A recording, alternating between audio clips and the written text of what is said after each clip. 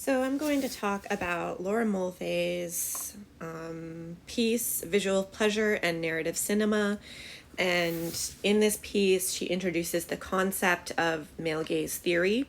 According to kind of what I found, there had already been some writing about the gaze, particularly in film studies. But as far as I could tell, she was the first person who really talked about specifically the male gaze and basically how patriarchy has informed narrative cinema specifically. Okay, so this is Laura Mulvey. All right, so this is the title of her work.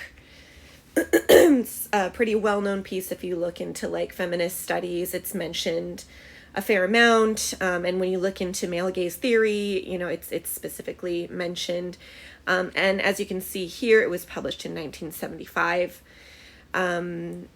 So basically, what she does is first she sets up how psychoanalysis is informing her theory. And of course, she talks about Freud. We got the phallocentrism here. Favorite. He was awfully interested in penises, but anyway.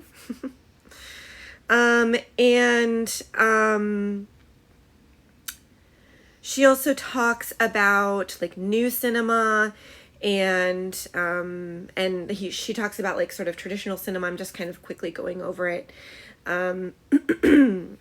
Alternative cinema, how it's artisanal, how the cinema of the 1930s, 1940s, and 1950s was different, and then in the 1970s, a lot more avenues for types of cinema were coming out. I think that she was kind of implying that it gives us the space to see cinema in a different way and to really be like, hey, there's different ways of doing it. We don't have to just assume that this is the only way. We can actually kind of deconstruct it. She talks about specifically how cinema specifically looks at the human form. She looks at she's pretty binary. It's in the 1970s, so that's pretty standard for English speaking feminism at the time. So how women's bodies are portrayed, how men's bodies and men in general are portrayed. And she goes into that. And then she really gets into how there's a difference. There's really a difference in the way that women and men are portrayed. Women are really portrayed to be looked at, and men are really centered in terms of how the visual narrative happens. It's specifically when she writes visual pleasure in her title, she means the visual pleasure of men, of heterosexual men, and she does specify that.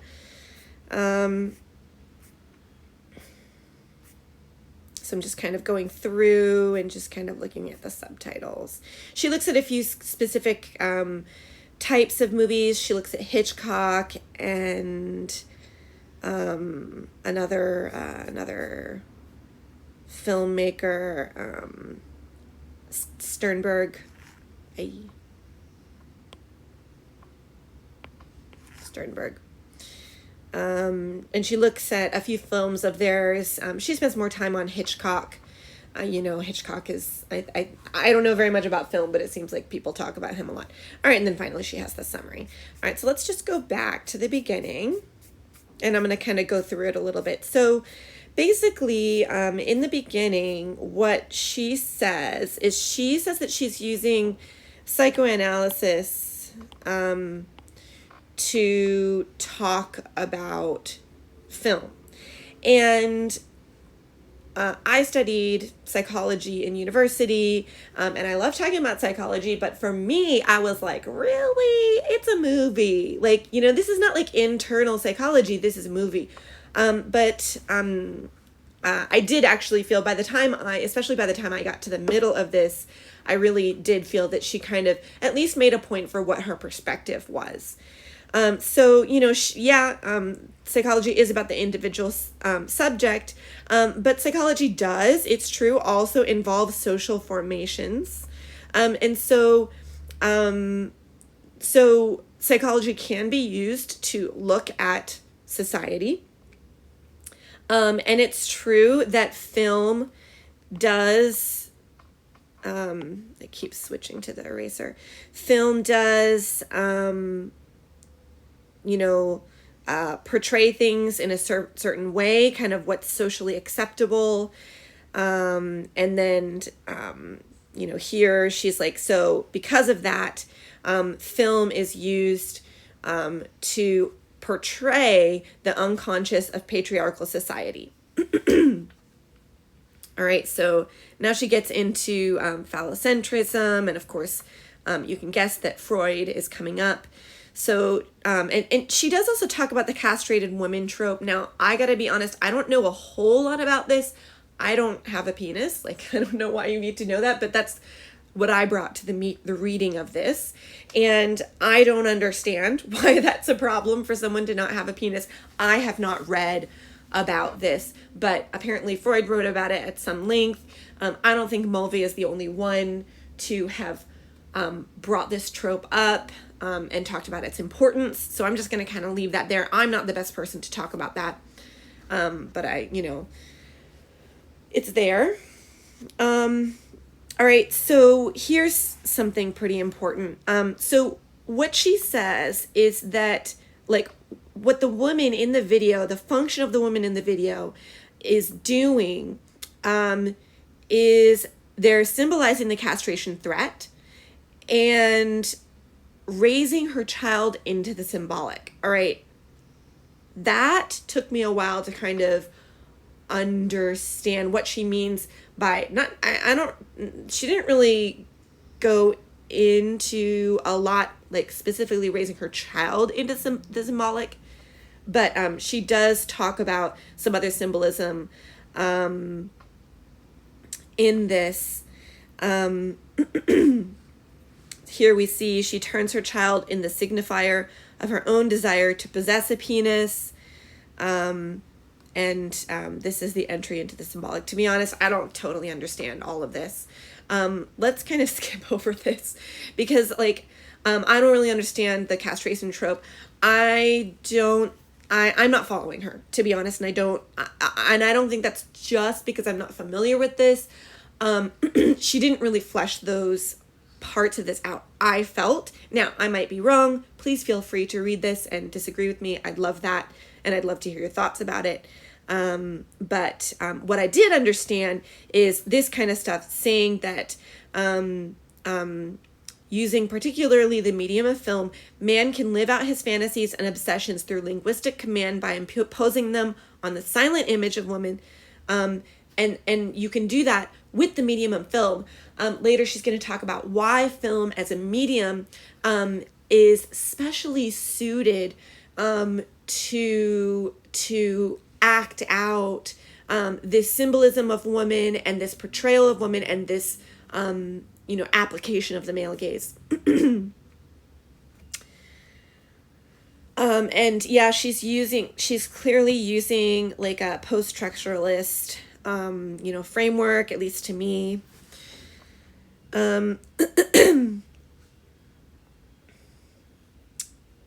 And all right, so then she gets into kind of cinema in general and why cinema as a medium is special. So I said she got into that. So here's where she's getting into it. So she says that cinema shows our unconscious as formed by the dominant order. And for me, I'm not a film critic. I don't like watching movies. For my own personal reasons, I have difficulty sitting through them. I've never been a super film buff. So I wasn't familiar with this kind of thing, but the way she wrote about it, I was like, yeah, okay, I can see that. I can't make this bigger actually. So like I said, it's no longer monolithic. She's like, when things were different in the 1930s, 40s, and 50s, Now things have changed and alternative cinema has developed. So yada yada. All right. But now she's just talking about, just like things have changed. Okay. And so I think that what she's saying here is like the newer cinema, the avant-garde cinema, is doing some different things than it did, because back when Hollywood was totally controlling absolutely all of the films, it was, monolithic, and it was really about making money, and now it's about having some different kinds of narratives going on.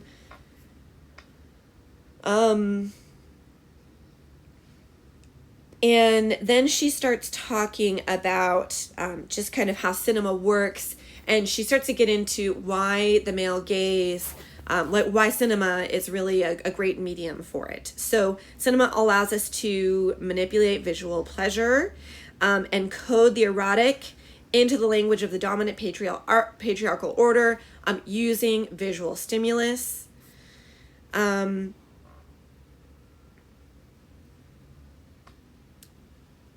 And okay, why did I write this? Let's go in. Let's look at this. I don't know why I wrote that. Why did I write that? She said, it is said that analyzing pleasure or beauty destroys it. That is the intention of this essay. I guess I'm like, wow, okay, you're gonna destroy the beauty. Okay, go ahead.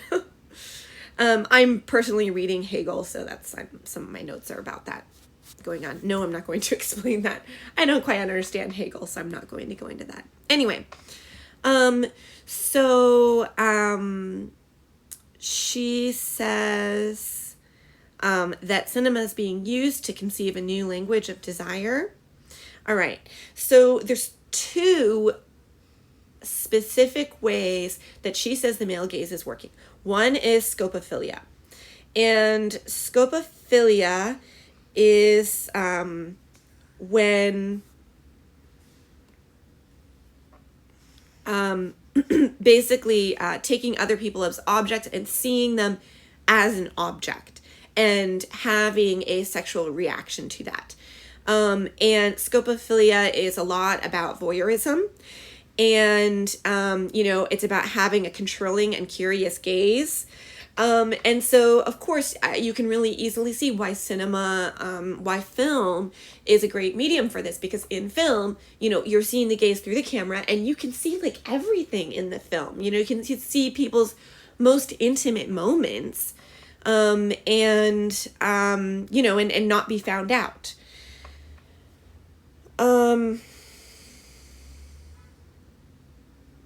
So here, scopophilia is the erotic basis for pleasure in looking at another person as object.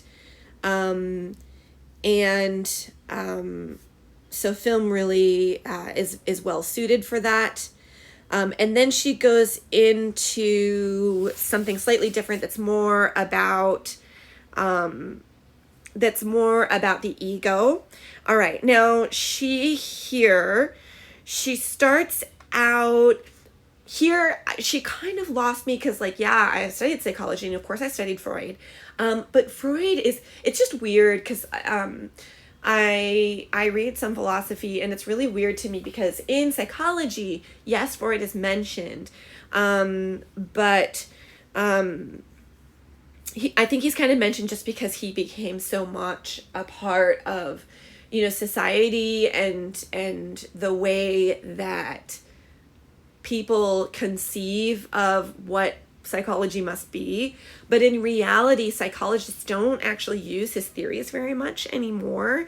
They're considered quite outdated, very, very patriarchal, and not really that relevant anymore. And so it's just kind of interesting to see her using his theories. All right. So first she does talk about Lacan. So what she talks about is the moment when a child recognizes its own image in the mirror, and why that's really important for the construction of the ego. As far as I understand, studies of ego formation, personality formation, even like exactly what personality, for example, is, we still don't know. There's a lot of theories, and what she writes here in this article definitely makes sense to me. A lot of it makes sense to me, but to be honest, I don't know that any of this is actually has been shown to be true, and I also don't even know how you would show that to be true. Okay, so she talks about the mirror phase, and this really got me. So basically, what she says is that at the time when a child can recognize their image in the mirror and recognize that's them, that's a developmental level. A 1 month old does not understand that the reflection in the mirror is themselves. That comes later in child's development. And what she says is when the child can recognize that it is himself, what she says here is that when the child does this, yes, at this moment, the child is, dealing with, wanting to do things with their fine motor and gross motor skills and not able to do everything that they want to do. And so what she says is that when the child sees their mirror image, they imagine that this mirror image is more complete, more perfect than what they experience in their own body. And so what she's trying to establish here is this construction of the visual image as a way of seeing the perfect form of our self-image. So what she writes down here is the cinema has structures of fascination strong enough to allow temporary loss of ego while simultaneously reinforcing the ego, because we recognize that that's not us, but it's like a more perfect image of us, and so it's kind of fascinating for us. So what I wrote here is that it's one of the first ego experiences, and here she kind of talks about that. Feel free to pause this video at any time to take a look at this, but it's not very difficult to find her essay online so that you can read it yourself. All right, so what I think she was doing here is basically saying that because of these childhood constructions of ego and the way that our ego is constructed even before language forms, because it happens very early, it's a very kind of primordial, basic, easy to tap into, powerful way for us to access our ego and kind of bolster and feel invested in our ego. All right, so again, she talks about the scopophilic aspect of the gaze, and also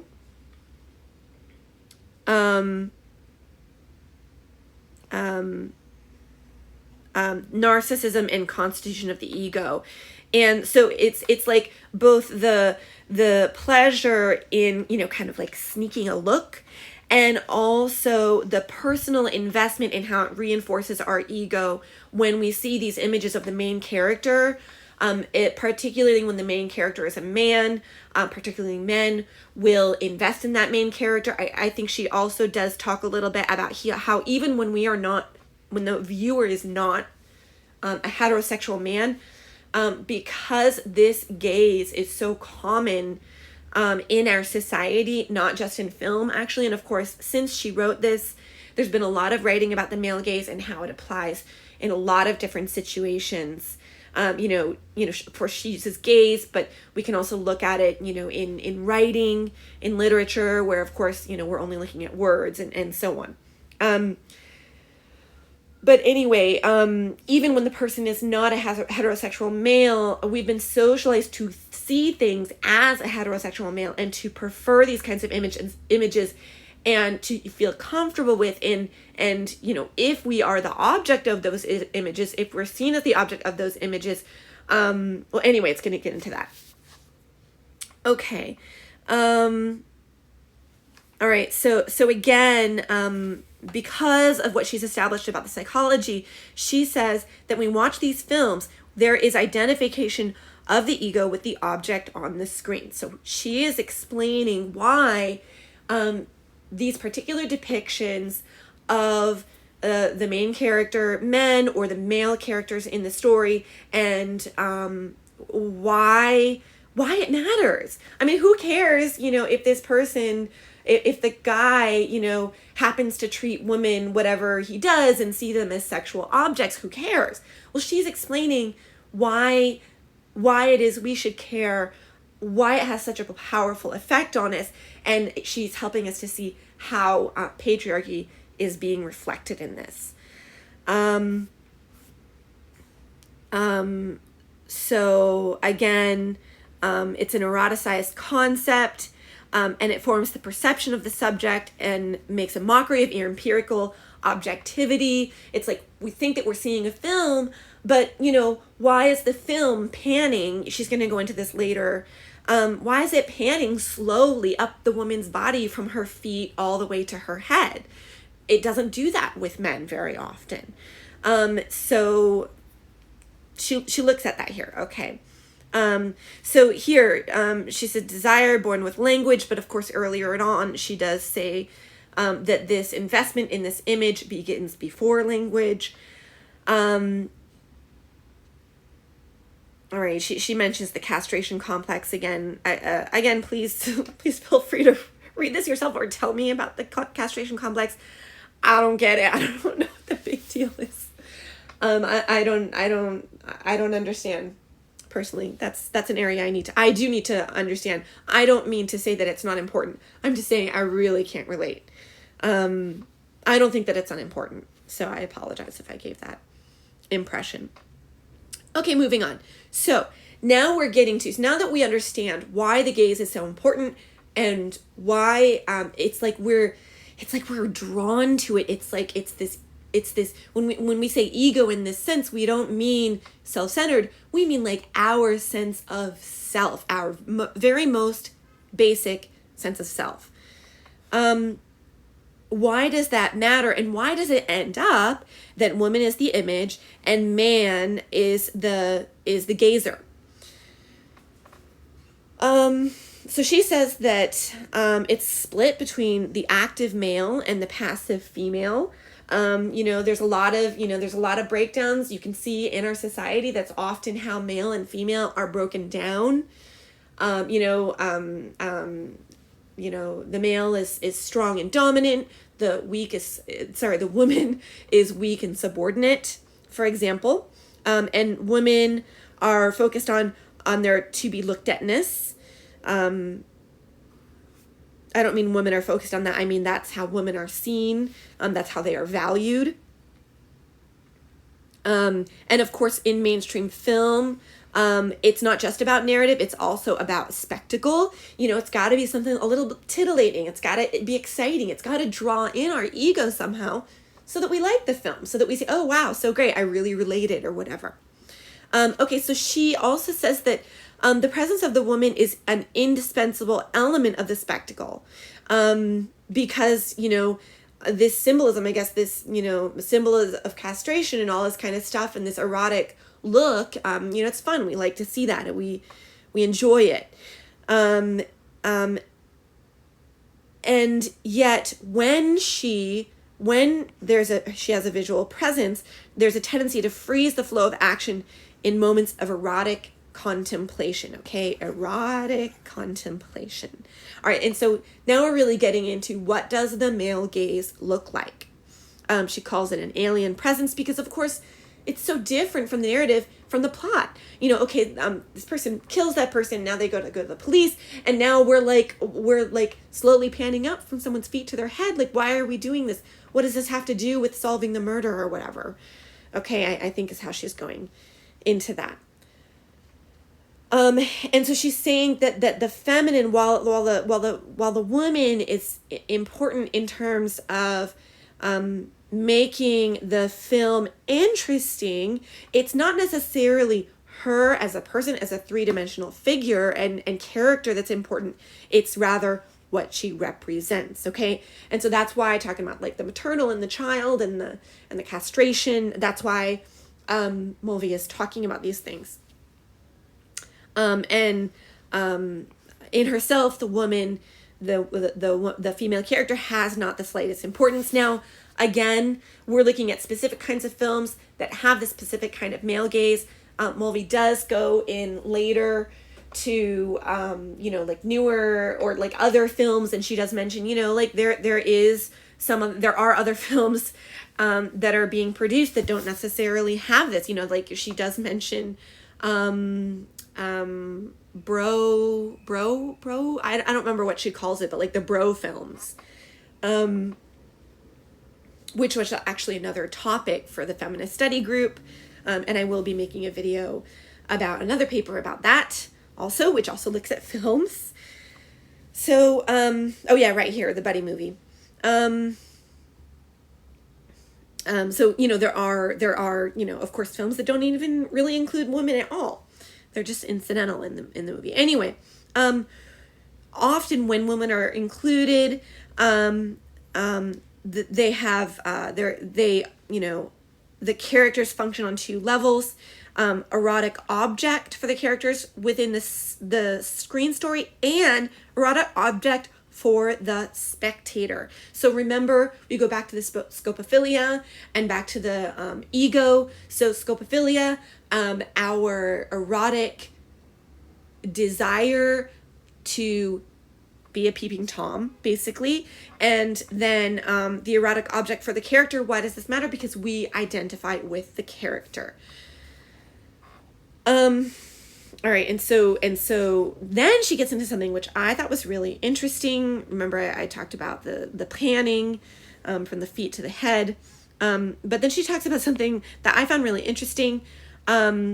She talked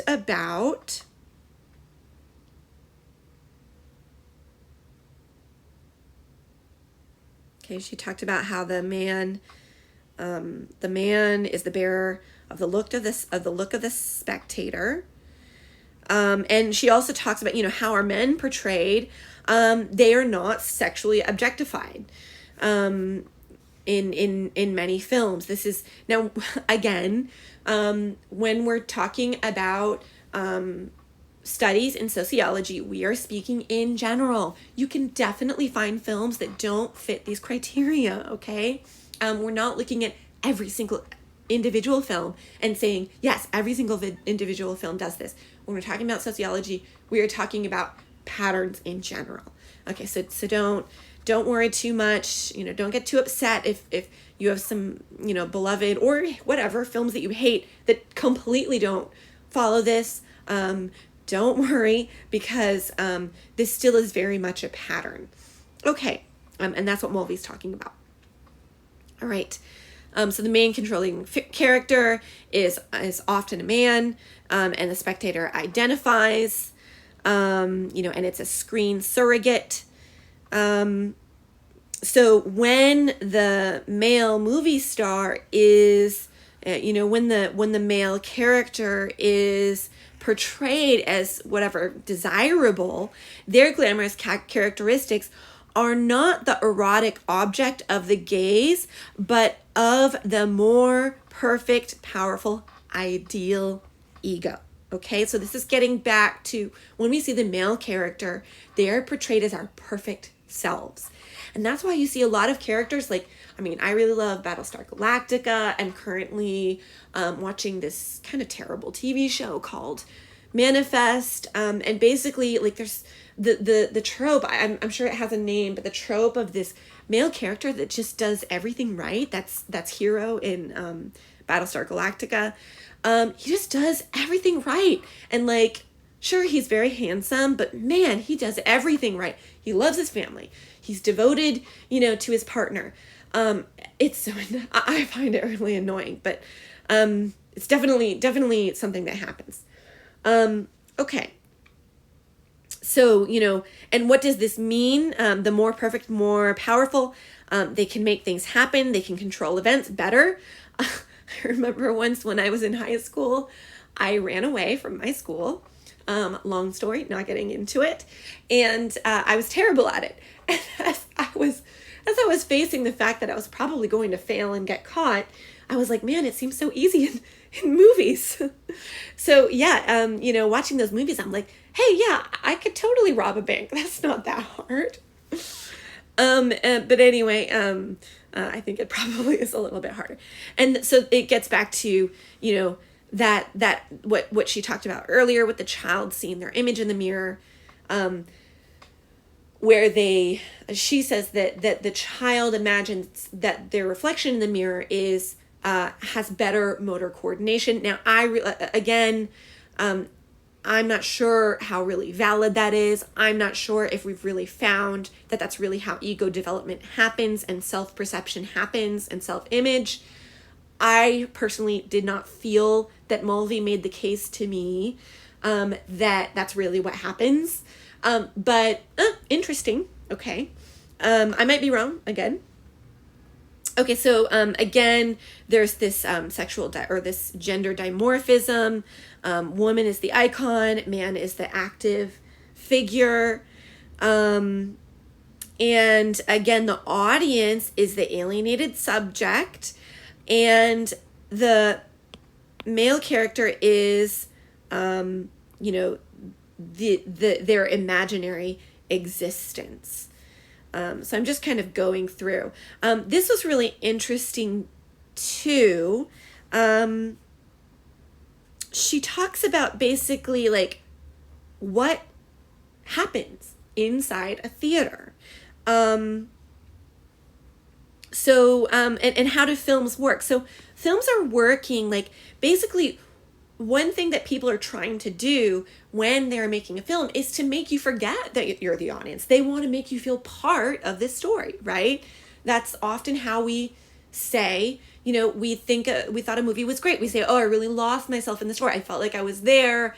We laugh and we cry with the characters. Like that is what they're seeking to do. And she talks about how, so films are trying to blur the boundary between spectator and participant in the film.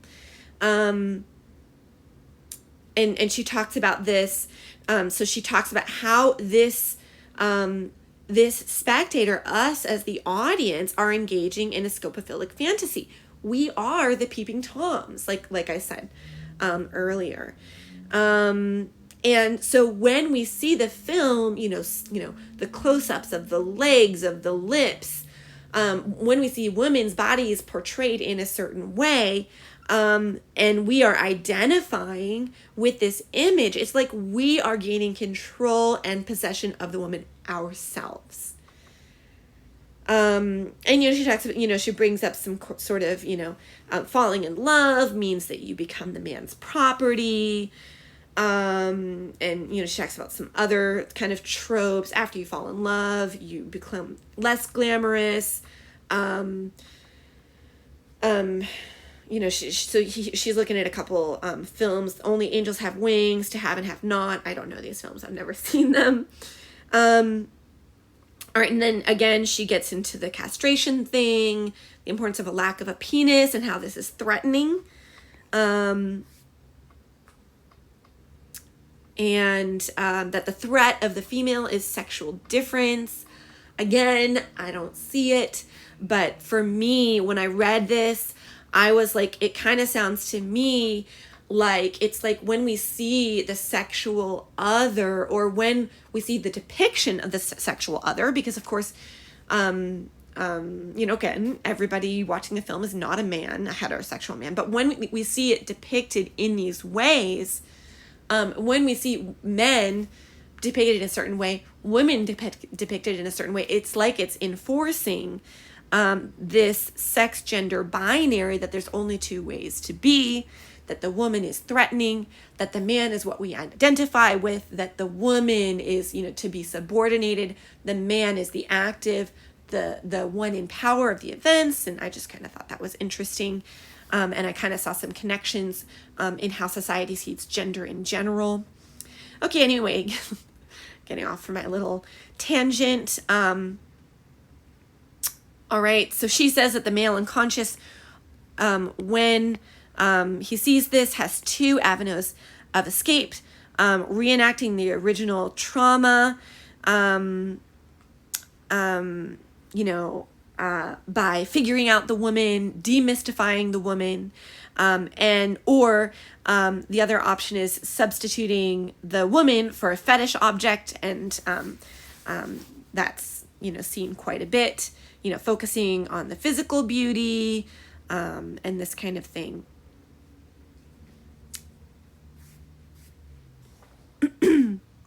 All right. And then she looks at Hitchcock's and Sternberg's movies and how they specifically do this. So that's what she's doing here. She looks at Vertigo. Didn't remember what else. All right. And I mean, she's just kind of like explaining how that happens in those films. And then she just had the summary. We got the scopophilia, we got the ego libido, the identification with these visual images. We've got the woman as passive, the man as active, how the film is a structure of representation, how it represents the ideology of the patriarchal order, and mentions the castration complex, and all this kind of thing. After I read this, I really did feel that, I don't know why that's so small now. I really did feel that I'm going to be kind of looking at films a little bit differently. I'm definitely more curious about the male gaze. I'm certainly curious about ego formation and everything, and that's something that I also, I study psychology, and so I'll certainly be looking into that. But yeah, I really appreciated reading this seminal work on the male gaze. This is a pretty well accepted theory now in feminist studies as far as I can see. So I think this is a really great piece to read. It's not that long. It's 28 pages or something. And as you can see, they were, at least the one that I was looking at, and the pages were pretty small. They didn't actually have a lot of writing on them. And I felt like it was pretty readable, not too much difficult vocabulary. So I really encourage you to look at it. I hope you enjoyed my summary. And what I really hope is that we all can kind of read more and learn more, and we don't have to read, but engage in conversation and try to learn about this stuff, because there's a lot the society teaches us that we just kind of ingest without really thinking about it. A lot of things are created from the perspective of the male gaze, and unless we can really look at that critically, we're not going to be able to understand the impact of what that really means and how it harms us, how it harms both women and men and other genders, everyone. All right, thanks a lot, and I'll see you next time.